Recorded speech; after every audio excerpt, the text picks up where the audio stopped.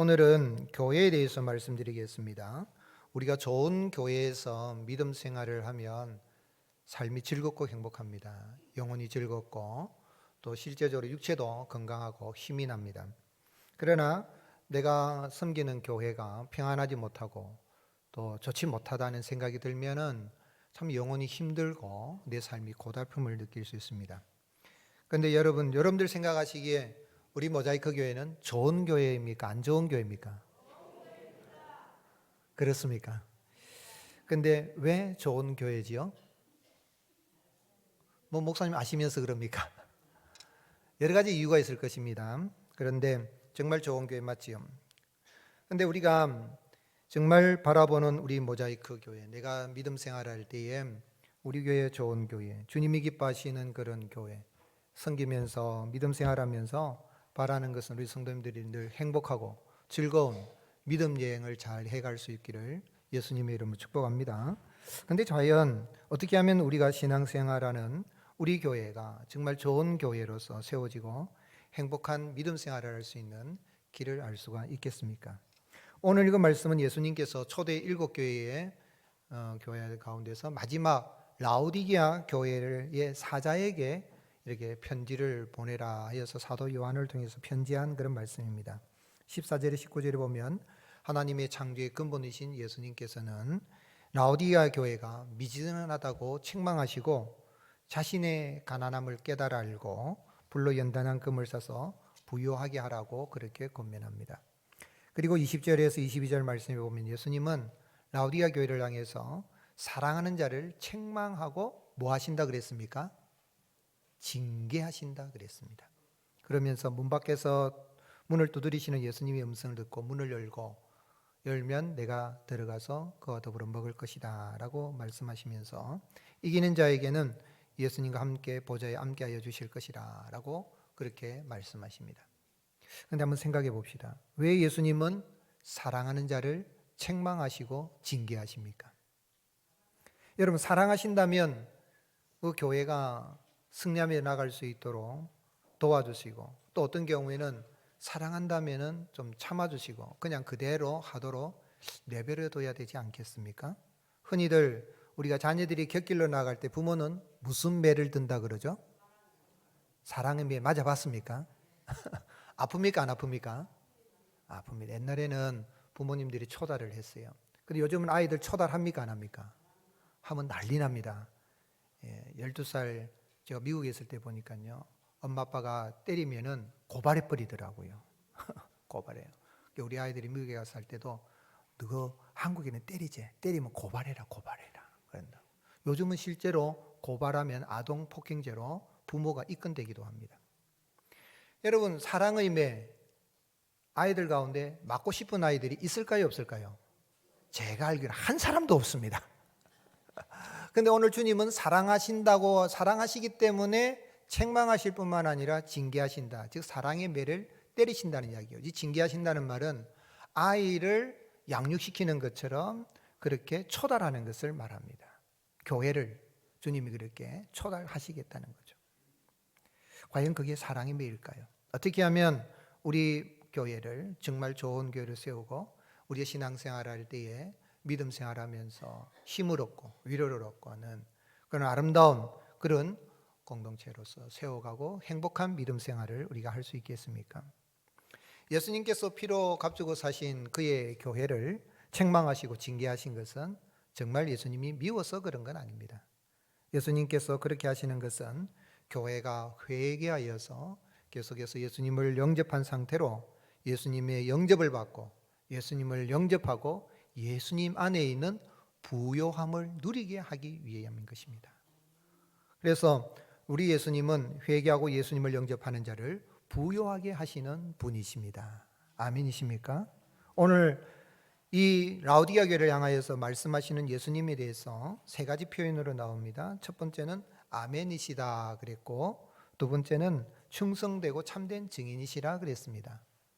그리고 세 번째로는 창조의 근본이시라 그랬는데 아멘이라는 뜻은 확실하다, 그렇습니다 하는 뜻이고, 그분은 충성되고 변함없으신 신실하신 창조주, 증인이시요 창조주이신 것을 말씀하시는데, 그분께서 예수님께서 교회를 평가할 때에 이 라오디게아 교회의 사자, 이 사자는 라오디게아 교회 목회자로 해석할 수 있습니다. 천사라고도 보기보다는 그 교회를 목회하는 목회자에게 편지하면서 너가 목회하고 있는 라오디게아 교회는 미지근한 교회다. 15절 내가 내 행위를 아노니 네가 차지도 아니하고 뜨겁지도 아니하도다. 내가 차든지 뜨겁든지 하기를 원하노라. 내가 이같이 미지근하여 뜨겁지도 아니하고 차지도 아니하니 내 입에서 너를 토하여 버리리라 그랬습니다. 본래 이 라오디게아 교회는 눈바라는 여인의 집에서 시작된 가정교회입니다.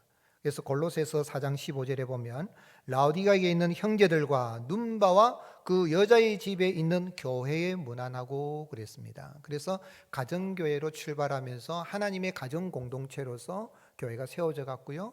그런데 어느덧 교회가 성장하면서 주님에 대한 열정과 성도들 간의 사랑이 식어졌다라고 그렇게 평가할 수 있죠.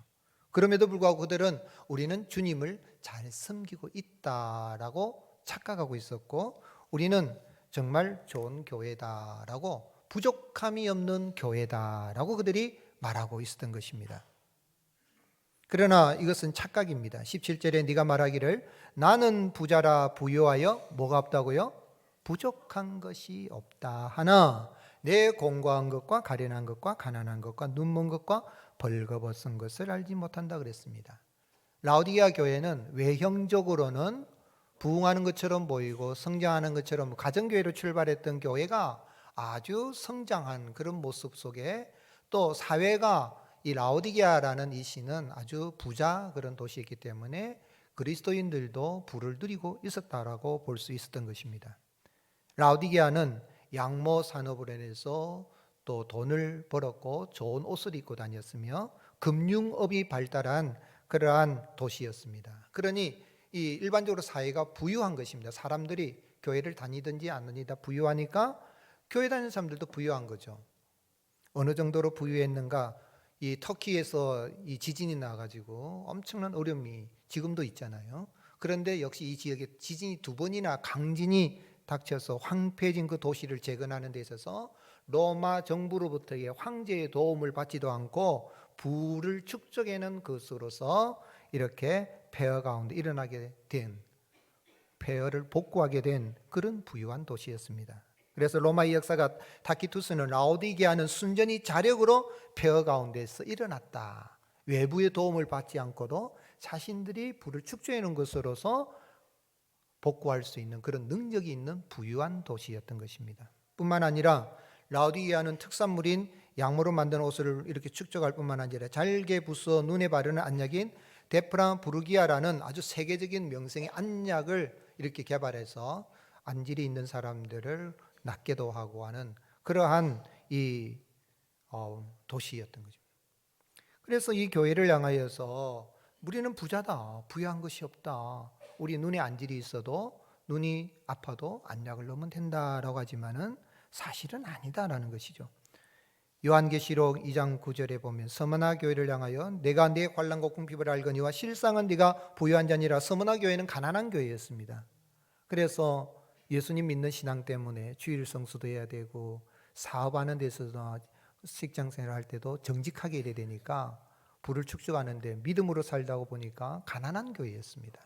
육체적으로 경제적으로 가난했습니다. 그러나 주님은 평가하시기를 실상은 네가 부유하다 그랬어요. 영적으로 실상은 부유하다. 그런데 이 라오디게아 교회는, 우리는 자기들이 말할 때 나는 부자라 부유하여 부족한 것이 없다 할 정도로 그들은 경제적으로 또 실제적으로 또 육체적으로 뿐만 아니라 자신들은 영적으로도 우리는 부유하다라고 생각했지만 주님은 평가하시기를 아니다라고 그렇게 말씀하신 것이죠.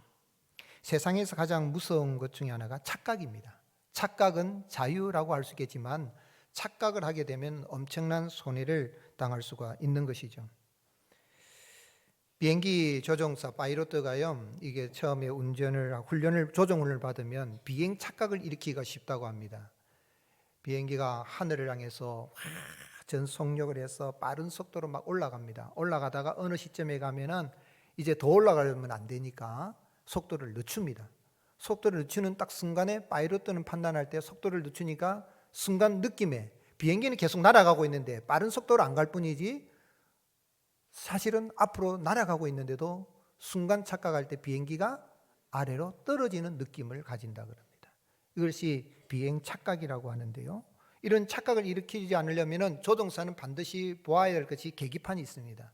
그 파이로트가 보면 여러 계기판, 그걸 보면서 비행기가 지금 시속 얼마로 날아가고 있다는 판단을 가지고 내가 느끼기에는 떨어지는 것 같지만 사실은 계속 날아가고 있다라는 그런 판단을 하고 계기 비행을 같이 병행해서 해야만이 안전 비행을 할 수가 있는 것입니다. 무엇을 이야기합니까?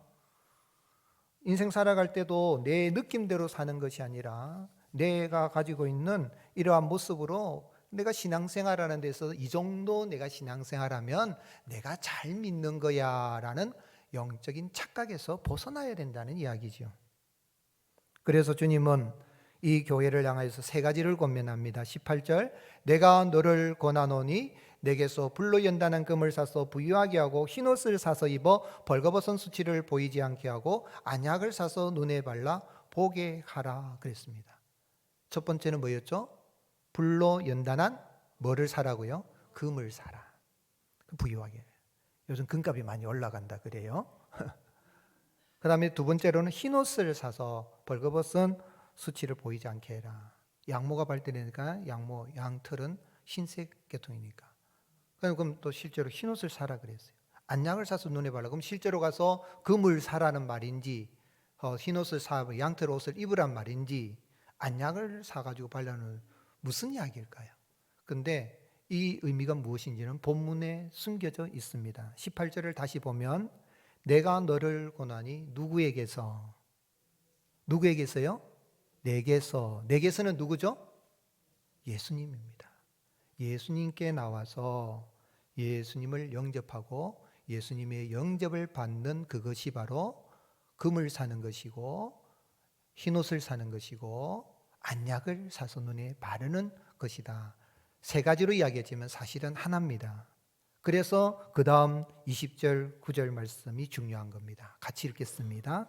시작. 볼지어다 내가 문 밖에 서서 두드리노니 누구든지 내 음성을 듣고 문을 열면 내가 그에게로 들어가 그와 더불어 먹고 그는 나와 더불어 먹으리라.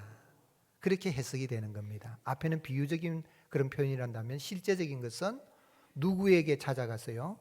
예수님을 찾아가서 예수님이 문 밖에서 문을 두드릴 때 마음 문을 열고 예수님을 영접할 뿐만 아니라 예수님의 영접을 받는 그것이 금을 사는 것이고 흰옷을 사는 것이고 영적인 안약을 사는 것입니다. 나가서 실제로 금을 사라는 그런 말이 아니지요. 홀맨 허츠라는 분이 그린 유명한 그림이 있습니다. 19세기의 화가인데요. 그분이 세상의 빛, The Light of the World라는 이 그림을 우리가 보면은 예수님께서 손에 등불을 들고 계십니다. 가슴에는 흉배를 붙이시고 대제사장이심을 보여주고 있죠. 문 밖에 서서 계속 문을 두드리고 계십니다. 그런데 안에는 아무런 응답이 없습니다. 예수님의 얼굴 표정은 더욱더 사랑스럽고도 간절한 그런 모습으로 그려져 있는데요. 예수님은 문을 열고 들어가고 싶으시지만은 그러나 문 밖에는 무엇이 없습니까? 문 밖에는 손잡이가 없습니다. 문은 어디에서 열어줘야 됩니까? 안에서 열어줍니다. 예수님은 계속 문을 열기를 녹화하고 계십니다. 혹시라도 이제라도 언제라도 문을 열지는 않을까라는 그런 기대를 가지고 문을 두드리십니다. 바로 이 예수님의 초청을 받아들이고 우리의 마음 문을 열고 예수님을 영접하고 예수님의 영접을 받는 그것이 금을 사서 부유하게 하는 것이며 흰옷을 사서 입어서 우리의 영적인 벌거벗음을 수치를 보이지 않게 하는 것이며 안약을 사서 육안뿐만 아니라 영안이 밝아져서 하나님 나라의 기업의 영광의 풍성함을 보게 되는 것입니다. 어느 아버지와 아들이 교회에 갔습니다. 교회에 문을 열고 들어가니까 이 그림이 그려져 있는 거예요. 예수님 문 밖에서 문을 두드리는 그러한 모습을 보고 있는 아이가 아빠에게 물었습니다. 아빠, 아버지 저 그림은 무슨 내용이에요? 그랬더니 아버지가 설명해 줍니다. 예수님이 문 밖에서 문을 두드리는 그림이지. 근데 아이가 다시 묻습니다. 그래요? 그런데 왜 문이 안 열려요? 그랬어요. 왜 문이 안 열리죠? 근데 아버지가 뭐라고 대답했냐면 무심코 대답하기를 그림이니까 안 열리지 그랬어요. 근데 아이가 하는 말이 참 아이들이 지혜가 많아요. 뭐라고 말합니까? 틀렸어요, 아빠. 집안이 너무 시끄러워서 예수님이 문 두드리시는 소리를 못 들어서 문을 못 여는 것입니다. 집안이 어떻게 했어요? 너무 시끄러워서. 여러분의 가정은 시끄럽지 않습니까? 시끄러우면 주님의 은혜의 소리, 행복의 소리, 녹화하는 소리를 들을 수가 없습니다. 부부간에 시끄럽지 않습니까? 사랑의 소리를 듣지 못합니다. 교회가 시끄럽지 않습니까? 은혜의 소리가 들리지 않습니다. 내 영혼이 시끄럽진 않습니까?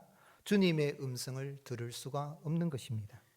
시끄러우면 주님의 음성을 들을 수 없으니 문을 열 수 없다는 이야기죠. 교회의 비극은 주인이신 예수님을 쫓아내고 사람들이 주인인 자리에 앉아있는 그것이 교회의 비극입니다. 그러므로 교회를 시끄럽게 하는 사람들이 주인의 자리에 앉아서 주인 노릇하고 있는 그러한 이 라오디게아 교회를 향해 주님은 문 밖에 서서 계속 문을 두드리고 계신 것입니다. 사랑하는 성도 여러분, 예수님이 여러분의 마음에 계십니까? 여러분의 힘은 무엇입니까? 금입니까? 양모, 좋은 밍크 코트입니까? 세상의 좋은 의학들이 여러분의 건강을 지켜주십니까? 누구의 힘으로, 어떤 힘으로 살아가고 있습니까? 우리는 회개하여서 예수 그리스도를 구주로 영접하여 예수님이 내 안에 계시고 나도 예수님 안에 있고 예수님과 더불어서 주님 안에 있는 부유함을 누리고 살아가는, 영적으로 부유할 뿐만 아니라 실제적으로 부유하며 하늘나라 백성으로 살아가는 놀라운 은혜를 입은 사람들입니다.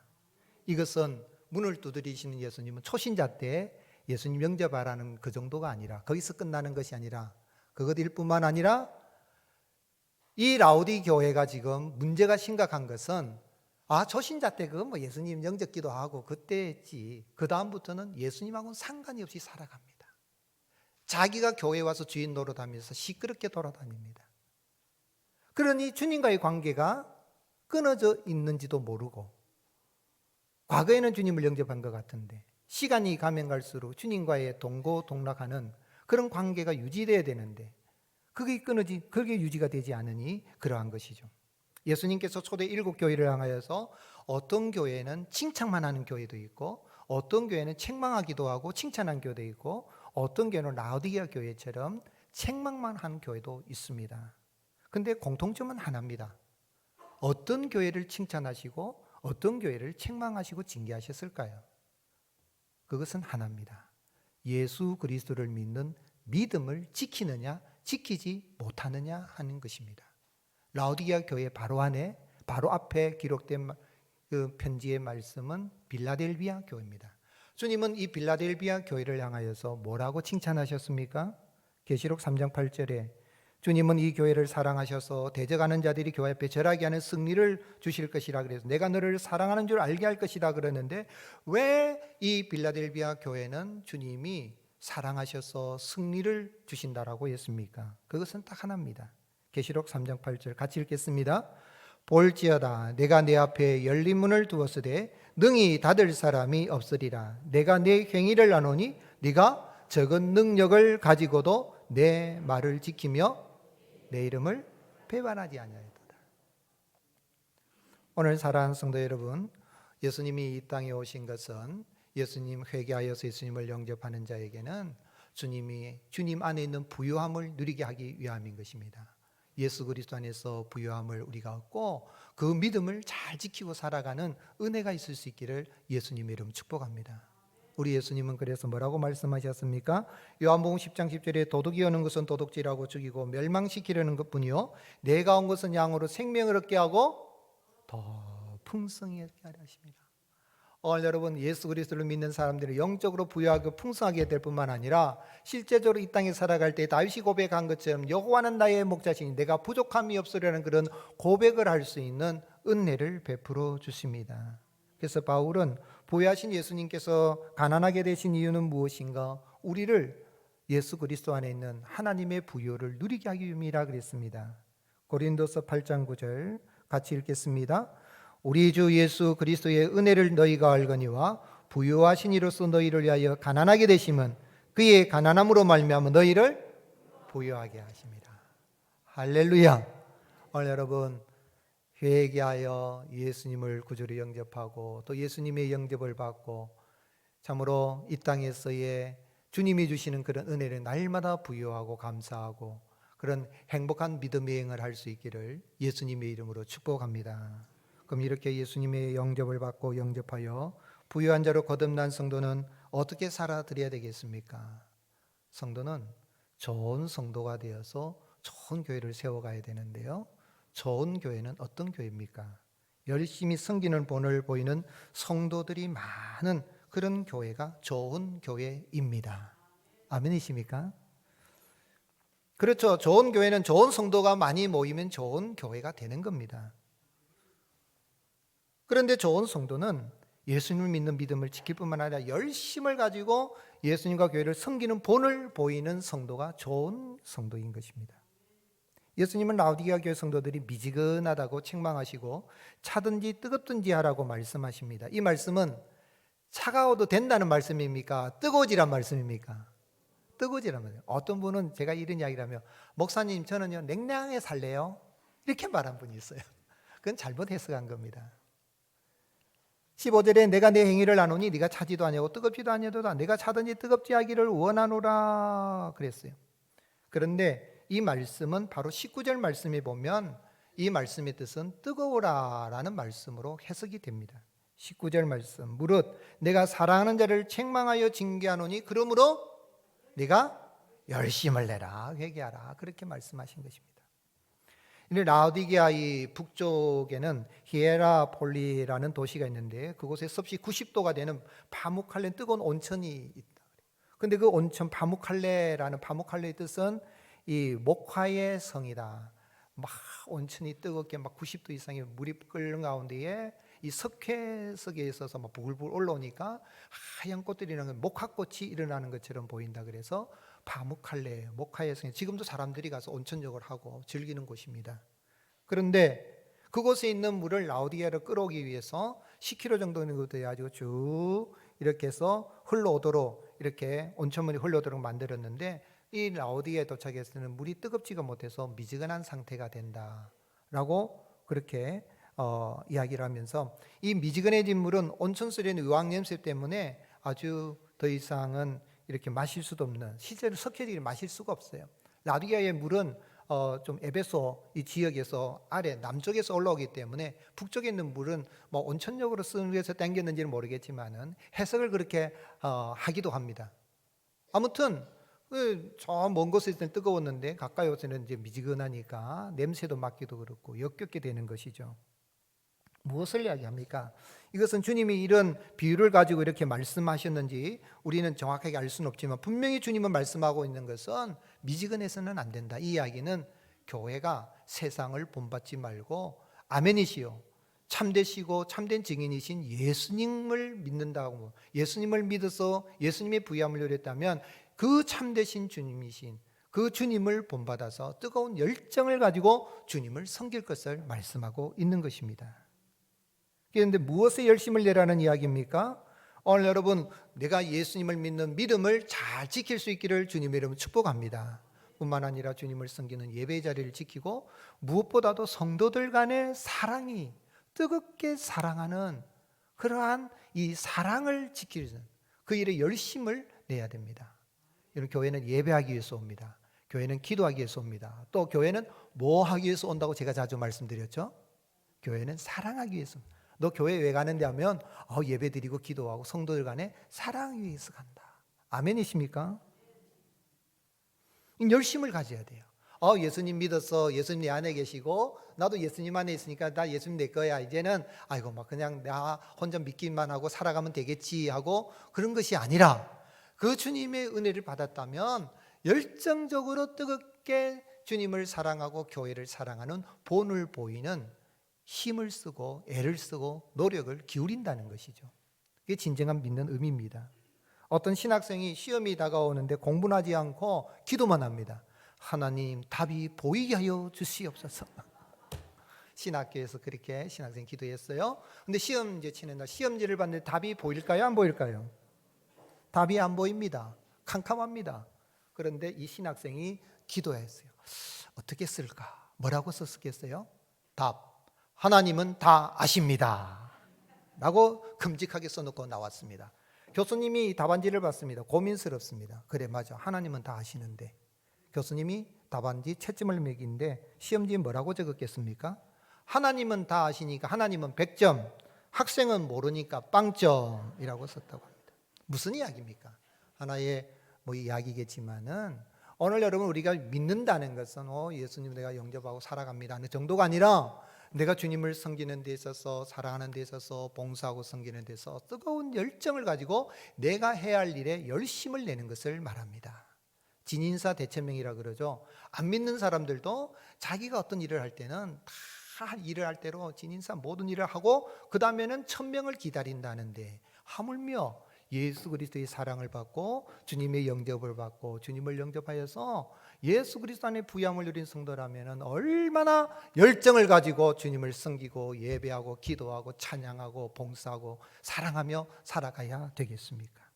바라는 것은 우리 모자이크 교회는 뜨거운 열정을 가지고 주님을 보이는 그런 좋은 본을 보이는 성도들이 많아서 우리 주님의 기쁨이 되는 주님의 칭찬을 받는 좋은 교회를 세워져 갈 수 있기를 예수님의 이름으로 축복합니다.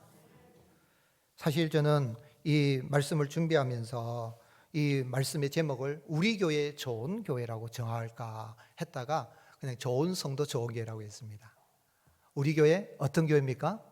아멘이십니까? 왜 좋은 교회입니까? 좋은 성도, 본을 보이는 성도가 많은 것.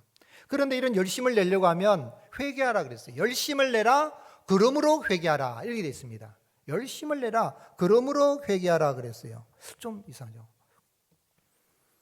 회개한다는 것은 우리가 생각할 때에 이 행동을 바꾸는 걸 회개라고 그렇게들 이야기합니다. 맞죠? 맞지만은 잘못된 방향으로 갔으면 다시 돌아서 바른 방향으로 걸어가야 된다라고 이야기하는데 사실은 이 회개하라는 헬라어의 단어는 조금 더 깊은 의미가 있어요. 회개하라는 헬라어는 메타노에오라고 해요. 메타노에오라는 것은 뭐냐면 생각을 바꾸는 걸 말합니다. 뭐를 바꾼다고요? 생각을 바꿔야 돼요. 지금 라오디게아 교회가 잘못된 생각이 착각하고 있는 생각이 뭐죠? 우리는 부유한 자라 부족한 것이 없다. 영적으로 나만큼 하나님을 잘 섬기는 사람이 있으면 나와보라고 할 정도로 하나님의 복을 받은 사람이 우리보다 많으면 나와보라고 할 정도로 자신들은 영적으로도 부유하고 경제적으로도 부유하다라고 생각을 했는데 이 생각이 잘못된 거죠. 말하자면 생각과 목적을 바꾸고 그것이 그렇게 생각이 바뀌어지면 행동이 바뀌게 돼요. 사람이 왜 행동이 안 바뀌냐면 생각이 안 바뀌기 때문에 내 생각하는 게 맞다 라고 생각하니까 행동이 안 바뀌는 거예요. 오늘 여러분 참으로 우리를 부여하게 하신 예수 그리스도를 구주로 영접했으니 내가 주님을 섬기나 늘 부족하구나. 주여 내게 뜨거운 열심을 주옵소서 기도하면서 그렇게 주님을 향하여서 우리가 바른 생각을 가지고 나갈 때에 우리가 행동이 바뀌어지게 되고 행동이 바뀌게 되면 습관이 바뀌게 되고 습관이 바뀌게 되면 인생이 바뀌고 우리의 믿음 생활에 있어서 놀라운 변화와 성장의 역사가 일어나게 될 것입니다. 그래서 바울은 로마의 교회 성도들에게 편지하면서 뭐라고 권면했습니까? 로마서 12장 11절 같이 읽겠습니다. 부지런하여 게으르지 말고 열심을 품고 주를 섬기라.